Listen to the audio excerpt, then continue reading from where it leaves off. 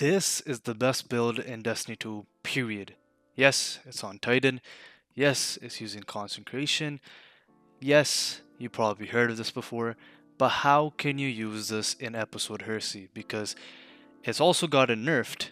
But clearly, in this footage, it looks like it's just as powerful as it's always been. Now, if anyone knows, the game is currently in a state where most people are looking forward to the Rite of the Nine event involving contest mode dungeons. I believe this build can actually solo all of those dungeons on contest mode. Yes, that's how good it is. Whether it is clearing out ads, clearing out champions and Nightfalls, carrying your team, going invisible at the same time, activating Bolt Charge even though that's not really available on Prismatic Titan, but it's available thanks to our artifacts.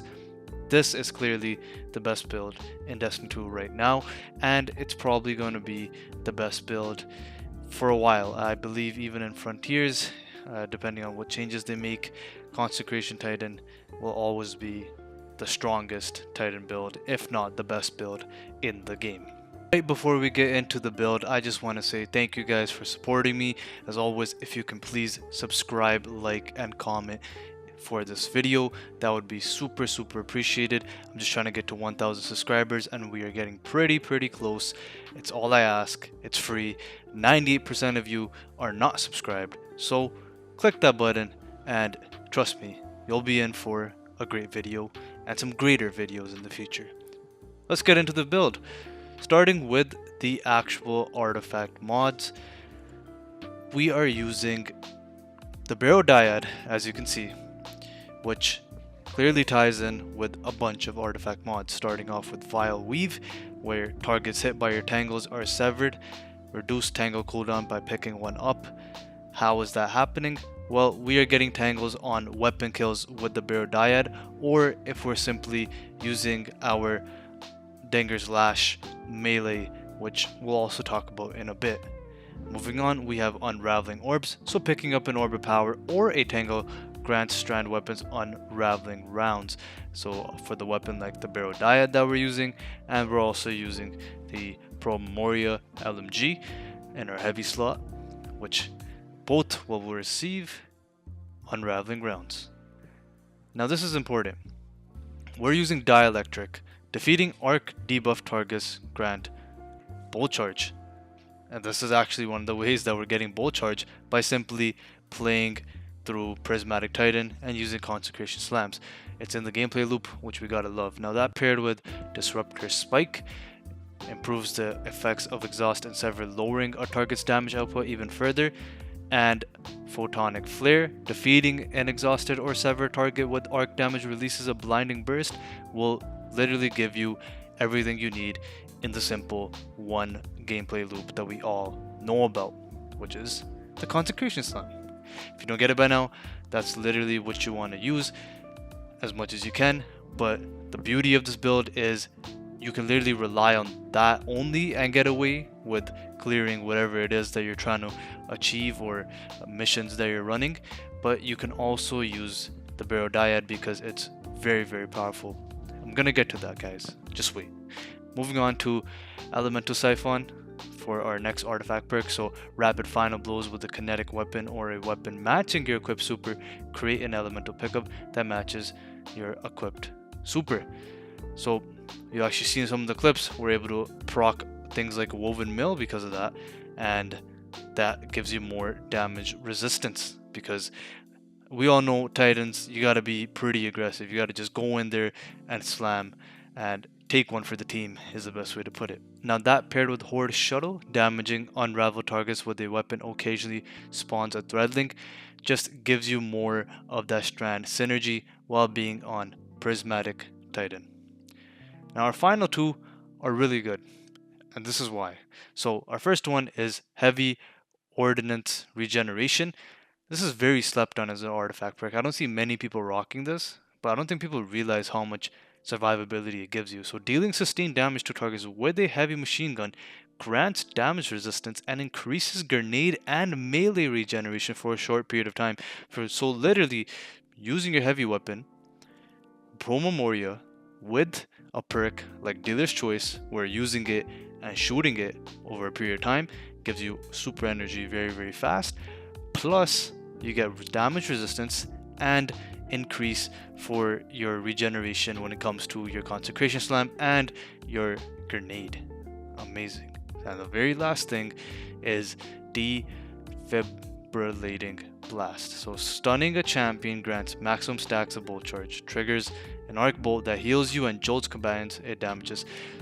So we have a bunch of things going on here. We have our bolt charge, we have woven mail, we have amplified, we're getting knockout, we're getting unraveling rounds, we're able to stun every champion in the game, and I'm probably missing one, but that's already like 7 different things that are going on if you just follow the correct gameplay loop. And the gameplay loop is very easy, guys, which is just use your Consecration Slam.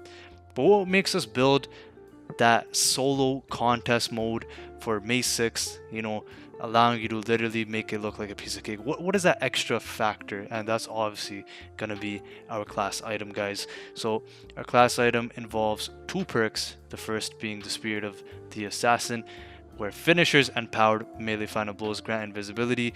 As you can see, I control the pace in this gameplay that I'm showing because I know every time I get a kill with my melee or a Consecration Slam, I'm gonna go invisible, and that literally allows you to control the game in so many ways, whether it's getting a res for your teammate, or you know, getting into a better position, or targeting specific ads. So many different things. Super clutch, most clutch perk in the game for a class item, in my opinion. Now that paired with Spirit of Synthoceps, so improves melee damage when you're surrounded. Everybody knows, and those who don't know, here it is.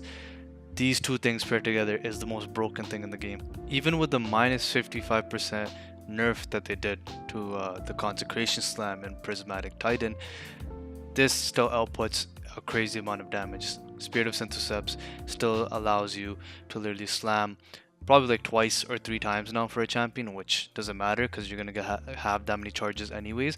And when you pop that Transcendence, when you achieve Transcendence, it's literally game over because you can just keep slamming, or you could just use your super Blade Fury in this case, which is just suspending targets and meleeing targets very effectively.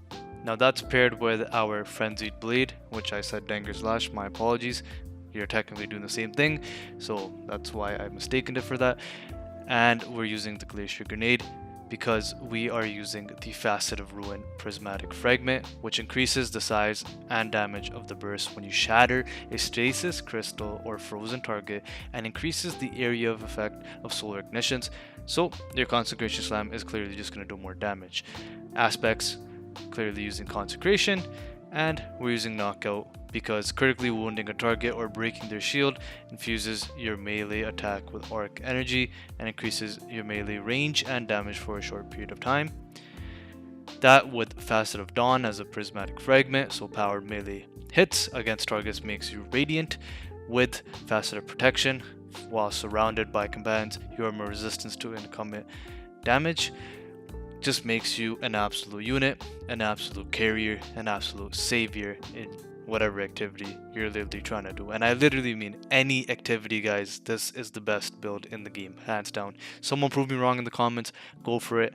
I'm not buying it right now. The last 2 prismatic fragments though, we have Facet of Purpose, so picking up an orb of power grants bolt charge, restoration, frost armor, woven mail, or overshield. And in our case, because we're using Blade Fury, we are getting that woven mail like I mentioned initially. And our last fragment is Facet of Courage, so your arc, solar, and void abilities deal increased damage to our targets afflicted with darkness debuffs, and we know that we're severing a target almost every single second in the game, so this is being procced every single second in the game. So just a quick recap once again, in terms of the loadout, we're using the Barrow Dyad as our primary SMG, paired with the Aberrant Action, a rocket assisted frame sidearm, and the Pro Memoria, which is our heavy machine gun. This also helps us with our stunning mods in the artifact column, so use that appropriately. And yeah, that pretty much leads us to the end of the video. I'm just gonna put the mods on the screen right here real quick, so you can check that or the dim link down below. Anyways, Thank you guys so much for watching. If you enjoyed, don't forget to subscribe and like, and I'll catch you guys in the next one. Take care and peace.